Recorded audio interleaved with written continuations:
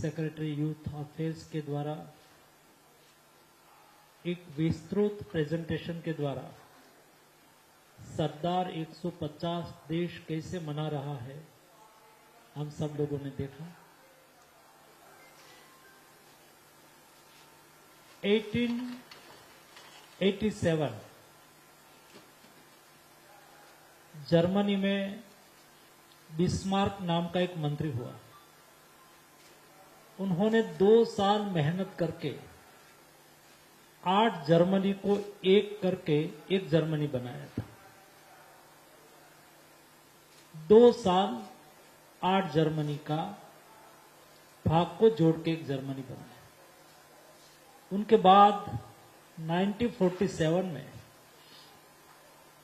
562 रियासत को जोड़ के वर्तमान भारत का भौगोलिक नक्शा जिन्होंने बनाया उसका नाम सरदार वल्लभ भाई पटेल था। दोस्तों, सरदार साहब ने 562 रियासत एक करके अखंड भारत के शिल्पी के रूप में देश के लिए जो योगदान करा, इस योगदान को सराहने के लिए मोदी जी ने गुजरात में स्टैच्यू ऑफ यूनिटी बनाई, वर्ल्ड का टॉलेस्ट स्टैच्यू, जो देश और दुनिया को उनकी क्षमता और उन्होंने करा हुआ महान कार्यों का एक प्रतीक है। सरदार 150 के अवसर पर मोदी जी ने तय करा देश 2 साल तक सरदार 150 सेलिब्रेट करेंगे।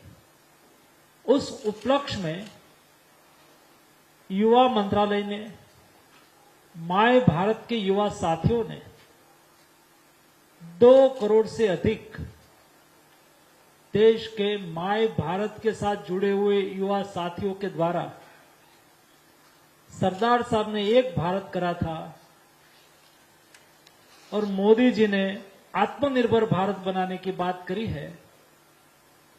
एक भारत से आत्मनिर्भर भारत का संदेश देने के लिए देश में हर जिले में एक पदयात्रा करने के लिए निर्णय करा। 31 अक्टूबर से 25 नवंबर तक,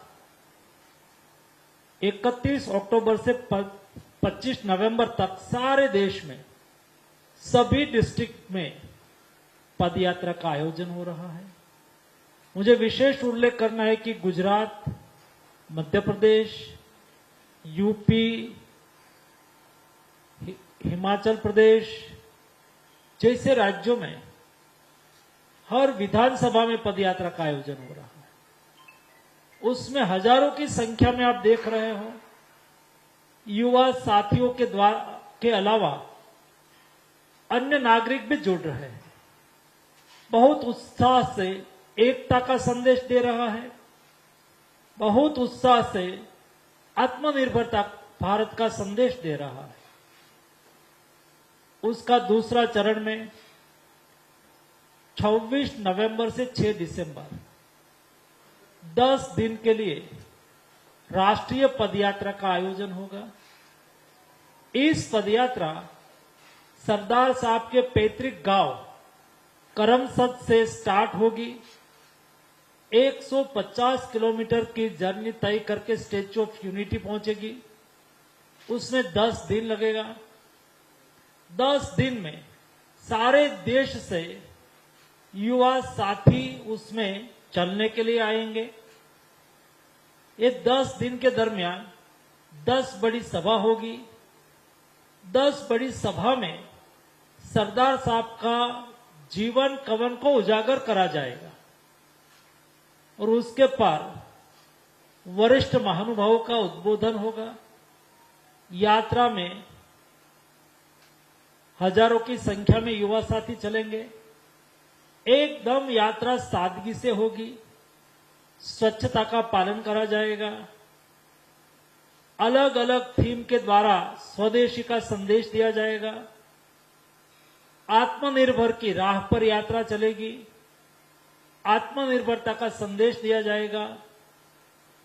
और इस यात्रा से सारे देश में सरदार साहब ने 562 रियासत एक करके वर्तमान भारत का मैप तय करा है। इसे सरदार साहब को सम्मान दिया जाएगा। उसके जीवन कवन से, उसका जीवन से देश की न्यू जनरेशन और देश के नागरिक को प्रेरणा मिले, इस टाइप का कार्यक्रम साथ में आयोजित करा जाएगा। और सरदार साहब के जीवन से प्रेरणा लेके देश के हर युवा और देश के हर नागरिक संकल्प ले, ये अमृत काल के 25 साल में हमें देश को विकसित भारत बनाना होगा। और ये विकसित भारत की राह आत्मनिर्भरता से निकलती है। आत्मनिर्भरता का संदेश दिया जाएगा। देश के हर नागरिक स्वदेशी को अपनाए, देश के हर नागरिक एकता से आगे बढ़े, देश के हर एक नागरिक सरदार साहब जैसे संकल्पबद्ध हो और हमारे विकसित भारत की मोदी जी की कल्पना को पूरी करे।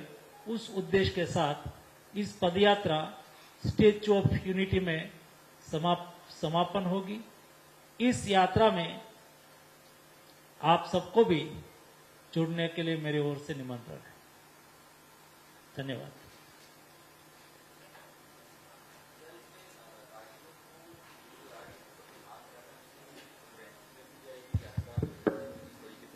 करेंगे कुछ ऐसा भी है क्या कि कितनी संख्या में किन राज्यों से कितने लोग आए? आपने सबसे ज्यादा यूपी और उत्तराखंड 2 जगहों में बहुत ज्यादा पदयात्राएं हुई हैं। उसमें कोई मर्यादा नहीं है, यात्रा ओपन है।